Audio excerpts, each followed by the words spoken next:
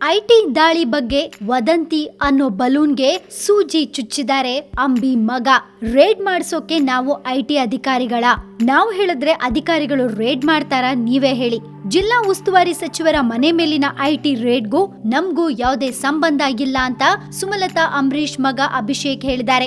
ಹೆಚ್ಚು ಕಡಿಮೆ ಇದೇ ಧಾಟಿಯಲ್ಲಿ ಸುಮಲತಾ ಅವರು ಕೂಡ ಒಂದು ಉತ್ತರವನ್ನ ಕೊಟ್ಟಿದ್ದಾರೆ. ಗುರುವಾರದಂದು ನಡೆದ ಆದಾಯ ಇಲಾಖೆ ಅಧಿಕಾರಿಗಳ ದಾಳಿ ವಿಚಾರದ ಬಗ್ಗೆ ಅಭಿಷೇಕ್ ಪ್ರತಿಕ್ರಿಯಿಸಿದ್ದು ಹೀಗೆ.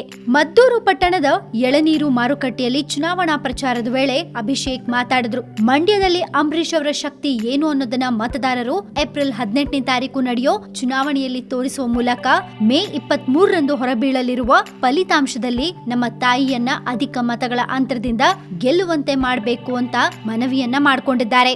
ಜಿಲ್ಲೆಯಲ್ಲಿ ಹೋದ ಕಡೆ ಎಲ್ಲ ಜನರಿಂದ ಉತ್ತಮ ಪ್ರತಿಕ್ರಿಯೆ ಕಂಡು ಬರ್ತಿದೆ.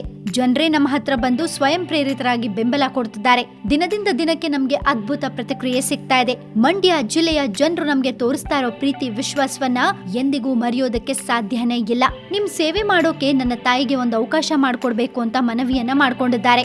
ಏಪ್ರಿಲ್ 2ರಿಂದ ಚಿತ್ರನಟ ದರ್ಶನ್ ಅವರು ಮಂಡ್ಯಕ್ಕೆ ಪ್ರಚಾರಕ್ಕೆ ಬರ್ತಿದ್ದಾರೆ. ಯಶ್ ಅವರು ಡೇಟ್ ಅನ್ನ ತಿಳಿಸಲಿದ್ದಾರೆ. ಸುದೀಪ್ ಅವರು ಕೂಡ ಪ್ರಚಾರಕ್ಕೆ ಬರುವ ವಿಚಾರವಾಗಿ ನಿರ್ಮಾಪಕ ರಾಕ್ಲೈನ್ ವೆಂಕಟೇಶ್ ಮಾತಾಡಲಿದ್ದಾರೆ. ಜೊತೆಗೆ ಸುದೀಪ್ ಅವರೊಂದಿಗೆ ನಾನು ಕೂಡ ಮಾತಾಡ್ತೀನಿ ಎಂದಿದ್ದಾರೆ. ಇನ್ನು ನಾವು ಹಣ ಕೊಟ್ಟು ಯಾವುದೇ ಜನರನ್ನ ಸೇರಿಸ್ತಿಲ್ಲ. ಎಲ್ಲರೂ ಅವರಾಗೆ ನಮ್ಮ ಪ್ರಚಾರ ಸಂದರ್ಭದಲ್ಲಿ ಬರ್ತಿದ್ದಾರೆ. ಇದರಿಂದ ನಮ್ಮ ಗೆಲುವಿಗೆ ಸಹಕಾರಿಯಾಗಲಿದೆ ಅಂತ ಹೇಳ್ತಾ ಇದ್ದಾರೆ ಜೂನಿಯರ್ ಅಂಬಿ ಅಭಿಷೇಕ್ ಅಂಬರೀಶ್.